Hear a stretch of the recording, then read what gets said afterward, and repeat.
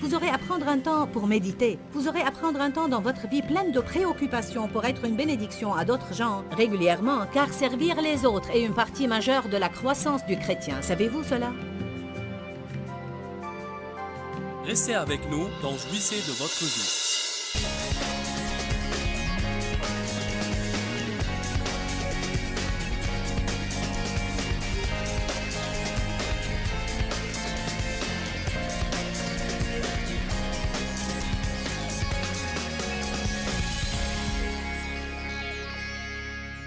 Être reconnaissant est vraiment un combat spirituel.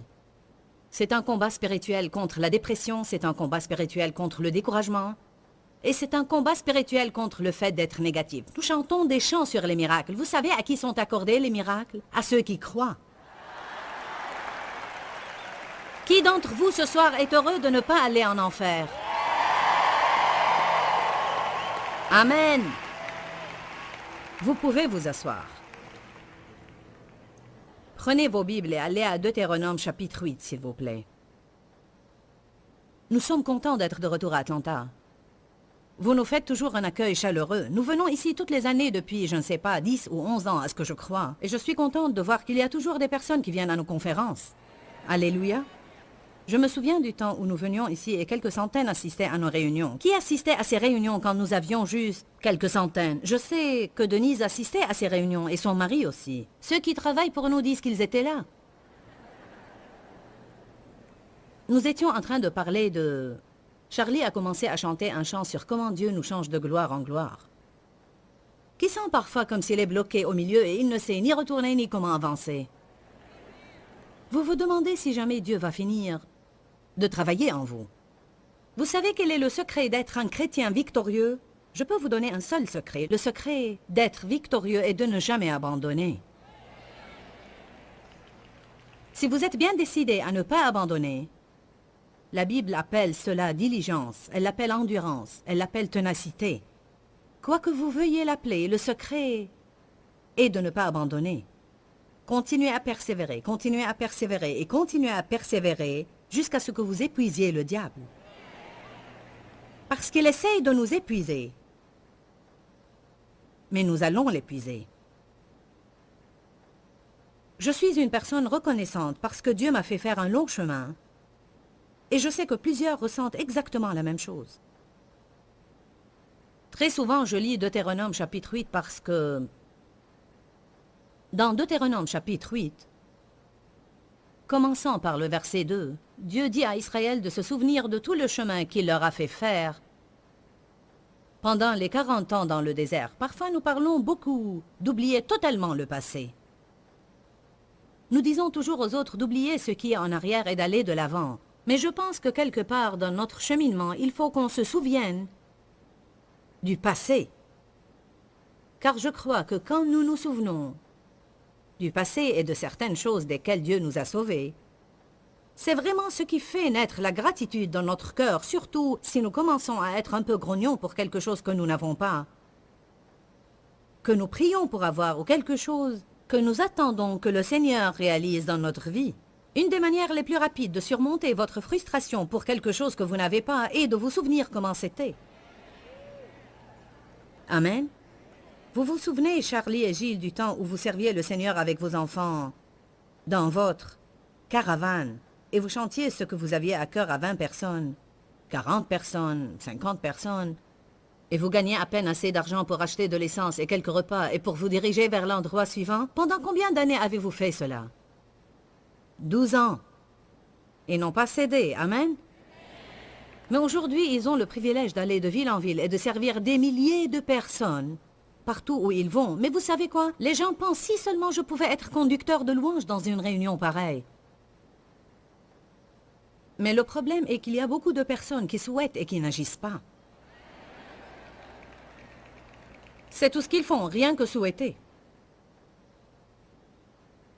Je me souviens quand Dave et moi avions une caravane aux roues lisses. Nous l'avions achetée à 1600 $ et c'était notre première camionnette. Nous avions notre petit ministère et quelques cassettes et croyez-moi, nous pouvions transporter tout dans cette caravane. Je veux dire, Tout ce que je ne faisais pas, Dave le faisait. Il déchargeait la voiture, exposait les cassettes, en vendait quelques-uns, les rangeait et chargerait la caravane de nouveau. Il était le chauffeur, il était le chargeur et le déchargeur. Je veux dire, il était tout en même temps. Amen. Je faisais les annonces, la publicité pour les cassettes. J'étais en charge de la prédication et de l'exhortation. À l'époque, nous avions un couple, un homme et une femme qui voyageaient avec nous et qui conduisait la louange.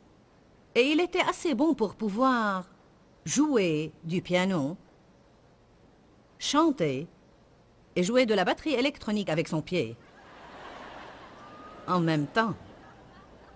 Elle avait cette voix forte de chanteuse d'opéra et leurs voix n'allaient pas du tout ensemble, mais ils étaient là. On partait à des endroits où on pouvait faire des petites réunions qui regroupaient peut-être 50 ou 75 ou 100 personnes. On passait uniquement à la radio à l'époque.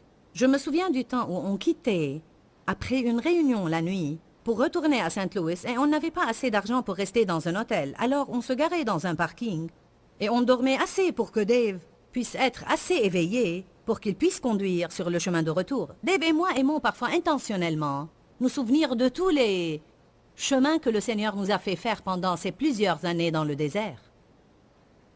La Bible dit qu'il y a un but à cela. Si certains sentent comme s'ils sont dans ce désert maintenant, il y a un but à cela.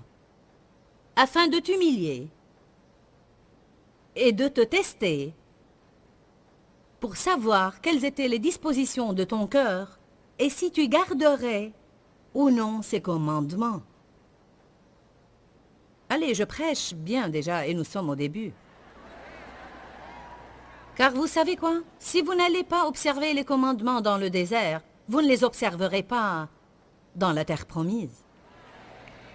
Si vous n'allez pas louer Dieu dans le désert, vous n'arriverez jamais à la terre promise. Vous passerez toute votre vie à errer dans le désert, à murmurer et à vous plaindre de quelque chose qui ne s'est pas passé, et à être jaloux de quelqu'un qui a payé le prix pour qu'elle se passe dans leur vie. Verset 3. Il t'a humilié et il t'a fait souffrir de la faim. Et il t'a nourri de la manne que tu ne connaissais pas et que n'avaient pas connu tes pères. Chacune de ces phrases est tout un message, vous savez. Si je ne faisais pas attention, je prêcherais ça et non ce que je suis venu dire. Afin de t'apprendre personnellement que l'homme ne vit pas de pain seulement, mais de tout ce qui sort de la bouche de Dieu. Alors, en un mot, il dit ici, « Je ne t'ai pas donné tout ce que tu voulais avoir, et même quand j'ai subvenu à tes besoins, tu ne savais pas d'où ça allait venir. Je t'ai nourri miraculeusement. Il y avait des temps où tu n'avais pas tout ce que tu voulais, mais je me suis occupé de toi. Il dit après, tes souliers ne se sont pas usés et tes vêtements n'ont pas vieilli. Ils n'ont pas eu de nouvelles choses, mais Dieu a subvenu à leurs besoins. Que faisait-il? Il leur apprenait que l'homme ne vit pas de pain seulement, l'homme ne vit pas de toutes ces choses. Ce n'est pas l'essence de notre vie, ce n'est pas ce que nous possédons ou ce que nous conduisons. Qui nous connaissons? Quelle est notre profession? Si nous sommes allés à l'université ou non? Que nous ayons les amis convenables ou non? Que nous soyons mariés ou non? Quel genre de vêtements nous portons? Les choses de la vie, quoi. Combien d'entre vous connaissent les choses de la vie? Ne sont-elles pas ce qui nous vexe? Ce sont toutes les choses que nous voulons et que nous n'avons pas, et pourtant la Bible dit clairement, cherchez premièrement le royaume de Dieu et sa justice, et toutes ces choses vous seront données. Nous ne pouvons pas chercher Dieu pour qu'il nous donne quelque chose. Nous devons apprendre à chercher Dieu pour qui il est. C'est pourquoi j'aime prendre un temps d'adoration, comme on a fait ce soir, où toute notre attention est fixée sur le Seigneur. Nous le remercions et le louons pour ce qu'il a fait et ce qu'il va faire. Notre adoration est censée fixer notre attention sur Dieu parce qu'il ne faut plus nous concentrer sur ce que nous voulons, mais rechercher Dieu et non pas ce qu'il peut faire pour nous. Alléluia. Dieu a dit, je devais vous apprendre que l'homme ne vit pas de pain seulement, mais de tout ce qui sort de la bouche de Dieu. Je me rappelle exactement où j'étais dans ma vie quand Dieu m'a révélé cette écriture, et je ne savais pas qu'elle était inscrite dans la Bible. J'étais sur un carrefour, au centre de Fenton, juste avant de tourner à gauche. Je me souviens de cela, et j'étais très agacée, car j'avais ce grand rêve et cette vision, et peu de choses se réalisaient. Qui sait que quand on a un grand rêve et une grande vision, on n'est pas intéressé à ce qui est petit? Combien d'entre vous ne sont pas enthousiasmés pour les petites choses? Allez maintenant. C'est bien quand vous n'avez pas autre chose d'avoir un petit nuage comme la paume de la main d'un homme, mais parfois je ne m'enthousiasme pas pour cela, gloire à Dieu. Tout était peu. Peu d'argent reçu pour soutenir le ministère. Peu de réunions. Peu, et j'en avais eu assez de cela. Un jour, j'étais tellement agacée que j'ai dit « Seigneur, je sais que tu pouvais faire ce que je te demande de faire sans que tu ne fasses aucun effort.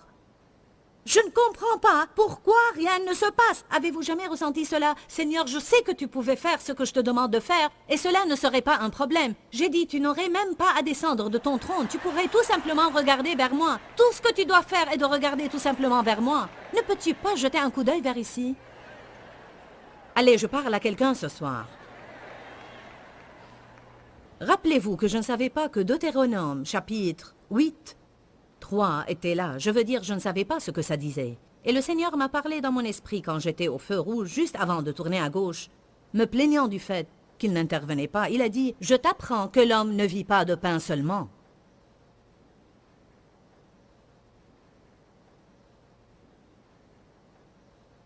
Dieu apprend à certains cela. Parfois, ça prend beaucoup de temps à apprendre à être reconnaissant même sans avoir les choses. Être reconnaissant ne s'agit pas de chanter les chansons exposées sur l'écran, mais c'est une attitude que nous devons développer dans la vie. C'est la première chose qui doit sortir de notre bouche les matins et la dernière chose qui doit sortir de notre bouche les soirs. Seigneur, merci pour toutes choses. Parce que la Bible dit « Rendez grâce en toutes choses, quelles que soient les circonstances, soyez reconnaissants et rendez grâce. » Car c'est la volonté de Dieu en Jésus-Christ à votre égard. Verset 4. Ton vêtement ne s'est pas usé, ton pied ne s'est pas enflé. Verset 5. Reconnais en ton esprit et cœur que comme un homme châtie et instruit son enfant, de même le Seigneur ton Dieu te châtie et t'instruit.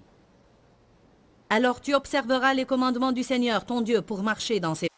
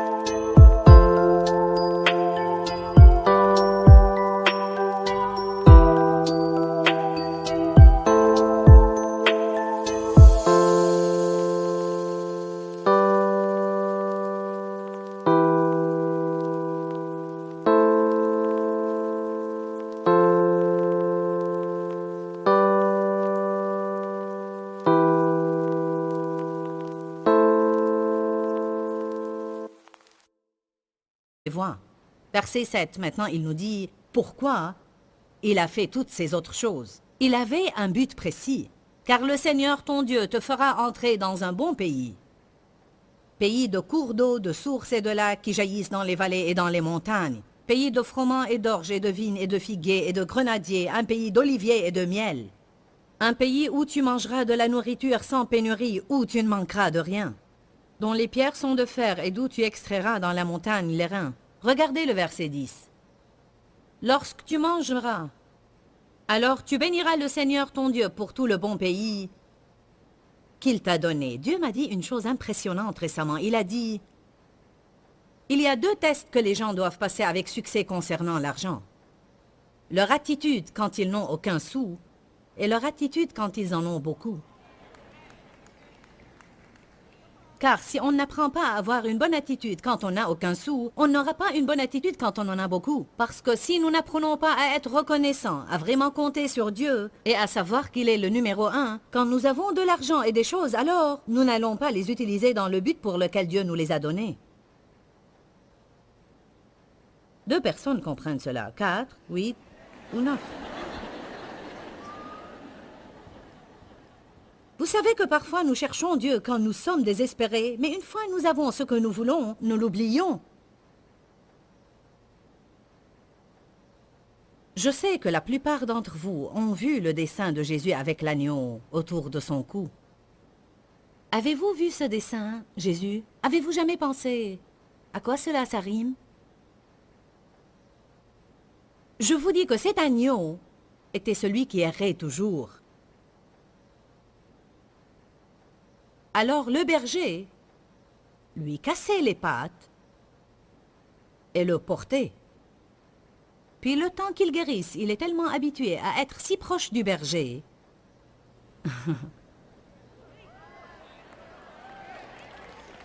que quoi qu'il se passe après cela, il ne partira plus jamais. Alléluia. Parfois, nous ne comprenons pas pourquoi ceci se passe et cela se passe et autre chose se passe. Mais si Dieu ne peut pas nous porter à compter sur lui de toute autre façon, il nous fera compter sur lui à un tel point où nous devenons adonnés à Jésus. Et puis quand les bons moments viennent, même si nous jouissons des bons moments, nous restons toujours adonnés à Jésus. Alléluia. Il a dit, j'ai fait cela pour que je puisse faire de bonnes choses. Mais attention, quand vous êtes rassasiés et vous mangez bien et vous obtenez tout ce que vous voulez, de ne pas m'oublier. Si vous continuez à lire le reste de ce chapitre, il est écrit, et si tu m'oublies, tu retourneras là où tu étais. Alléluia. Dieu fait des choses impressionnantes dans notre vie. Et vous savez quoi? Je vais dire une chose importante. Vous n'avez pas à comprendre tout ce que Dieu est en train de faire. Cela n'est-il pas une révélation? Dites tous à haute voix, je n'ai pas à tout comprendre. Tout ce que nous devons faire, c'est ne pas abandonner et continuer à persévérer. Nous n'avons pas à essayer de comprendre, car je vous dis que Dieu fait un travail dans notre vie. Il travaillera en vous et vous changera. Il travaillera dans les gens autour de vous et les changera si vous priez pour eux au lieu de vous plaindre d'eux. Il travaillera dans vos finances si vous payez la dîme et faites ce que Dieu vous a demandé de faire. Si vous ne faites pas ce que Dieu vous dit de faire financièrement, alors ne vous attendez pas à ce qu'il travaille dans vos finances. La Bible dit, si tu observes tous ces commandements, alors je vais. Nous ne pouvons pas contourner le plan de Dieu et penser que nous pouvons avoir des dispenses exceptionnelles simplement parce que nous avons quelques excuses banales pour ne pas obéir. Pas tout le monde sourit. C'est étonnant. Quand vous parlez de l'argent, on ne voit pas beaucoup de sourires. Oh, cette affaire d'argent, je vous dis, cela nous agace, n'est-ce pas? Si nous n'obéissons pas à Dieu au sujet de l'argent, nous ne lui obéirons pas au sujet d'autre chose non plus. Dieu n'a pas besoin de notre argent. C'est une épreuve. C'est tout, juste une épreuve, pour voir ce qui est important pour nous. Gloire à Dieu.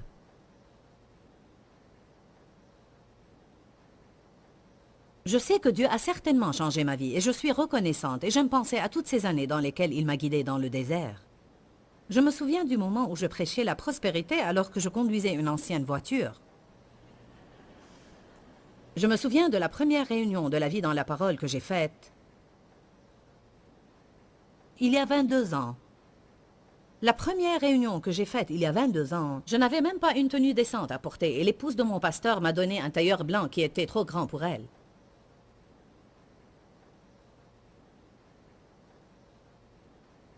Je me souviens commencer avec mes 3 enfants et aujourd'hui j'ai 4 enfants. Ils sont tous adultes et ils travaillent dans le ministère.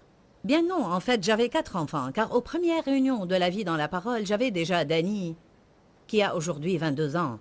Je le portais sur ma hanche en me préparant pour aller à la réunion. Ne me dites pas que vous ne pouvez rien faire si vous avez des enfants. Allez, j'avais un mari et 4 enfants. Et je me souviens de ces moments. Aujourd'hui, Dieu nous a tellement bénis. Nous avons 4 enfants adultes et ils travaillent dans le ministère. Je me souviens quand je me promenais avec ma liste de confession. Je venais d'apprendre au sujet de la puissance de la confession. Je confessais, tous mes enfants vont se marier avec des personnes nées de nouveau et remplies du Saint-Esprit. Et ils vont tous servir Dieu dans un ministère à plein temps. Aujourd'hui, tous mes enfants sont mariés à des personnes nées de nouveau. Tous nos enfants travaillent pour nous, tous leurs époux travaillent pour nous. Vous devez appeler les choses qui n'existent pas comme si elles existaient. Nous avons 6 merveilleux petits-enfants, âgés de 1 an à 13 ans. Puis, combien d'entre vous connaissent ma fille Sandy qui fait des annonces? Bien, Sandy attend le 7e bébé. Et elle attend aussi le 8e bébé. Elle va avoir des jumeaux. Alléluia. Elle était en fait enceinte plus tôt dans cette année et a fait une fausse couche après 6 semaines. Et elle avait une si bonne attitude que Dieu a dit bonne attitude, alors une double bénédiction. Amen. Alors je veux que vous soyez encouragés ce soir, car Dieu a un grand plan pour votre vie. Je me rappelle quand Dave et moi avions de problèmes dans notre mariage, et aujourd'hui nous sommes mariés et nous sommes tellement bénis. Et quand je n'avais aucun sou, et aujourd'hui Dieu nous a rendus prospères. Je me souviens d'avoir vécu dans un petit appartement, et aujourd'hui nous avons une belle maison, d'avoir conduit une ancienne voiture, et aujourd'hui nous avons de nouvelles voitures. Si vous ne baissez pas les bras et vous n'abandonnez pas, vous arriverez au but. Amen. Mais vous devez être bien décidé à patienter et à persévérer. J'étais en train de penser à quelque chose dernièrement, et il se peut que je le partage avec vous dans un enseignement. Je pensais à ça beaucoup dernièrement. Nous parlons tous parfois du prix que nous devons payer pour être des chrétiens victorieux. Et je crois que je sais bien ce qu'est le premier prix. Vous savez ce que je pense que nous devons être prêts à investir plus que toute autre chose? Le temps. Le temps. Si vous voulez être des chrétiens forts, vous aurez à sacrifier du temps. Vous aurez à prendre un temps pour faire des choses comme vous le faites ce soir. Vous aurez à prendre un temps pour aller à une église où vous pouvez vraiment entendre la parole de Dieu et grandir. Vous aurez à prendre un temps pour prier et un temps pour lire la Bible et un temps pour étudier. Vous aurez à prendre un temps pour méditer. Vous aurez à prendre un temps dans votre vie pleine de préoccupations pour être une bénédiction à d'autres gens régulièrement, car servir les autres est une partie majeure de la croissance du chrétien. Savez-vous cela? Dites tous le temps. Le diable nous rend les choses de plus en plus dures aujourd'hui, car le temps semble être la seule chose que personne n'a jamais suffisamment. Il est plus facile pour vous aujourd'hui de donner votre argent que de donner du temps. Êtes-vous d'accord avec cela? Alors, si vous êtes prêt à consacrer le temps, et vous ne baissez pas les bras, je peux vous promettre que vous y arriverez. Écoutez-moi ce soir. Dieu ne fait point exception de personne. Ce qu'il fait pour l'un, il le fait pour l'autre. Il ne le fera pas exactement de la même manière qu'il l'a fait pour eux, mais Dieu répondra à vos besoins. Je remercie Dieu pour la puissance d'un nouveau début. Parfois, je ne crois pas que nous nous rendons compte combien cette bénédiction est impressionnante, que tous les jours, quand nous nous réveillons, c'est un tout nouveau commencement et nous pouvons oublier ce qui est en arrière et nous porter vers les bonnes choses en avant.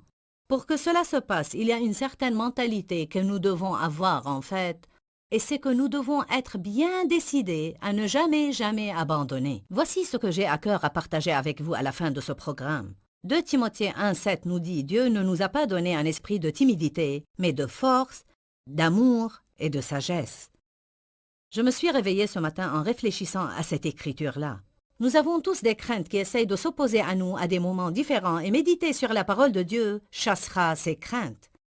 Dieu ne nous a pas donné un esprit de crainte, mais de force, et cette force nous permet d'avancer et de faire tout ce que nous avons besoin de faire, même si un sentiment de crainte pourrait être présent. Dieu ne nous a pas donné un esprit de crainte, mais un esprit d'amour, et l'amour signifie que nous pouvons toujours croire au mieux. Quand nous croyons au mieux concernant chaque situation, cela chassera la crainte.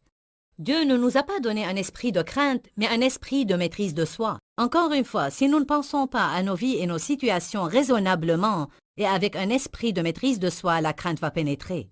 Je veux que vous vous rappeliez, bien-aimés, que vous ne devez pas vivre dans la crainte. Dieu a un bon plan pour votre vie. Restez dans la parole. Que Dieu vous bénisse. À très bientôt. Dis-leur que je les aime. Dans ce livret, Joyce Meyer donne une révélation de l'amour de Dieu pour nous. Pour obtenir ce livret gratuitement, écrivez-nous à Joyce Meyer, boîte postale 40095-6300, Larnaca, Chypre. Ou bien visitez notre site web www.joycemeyer.org/fr.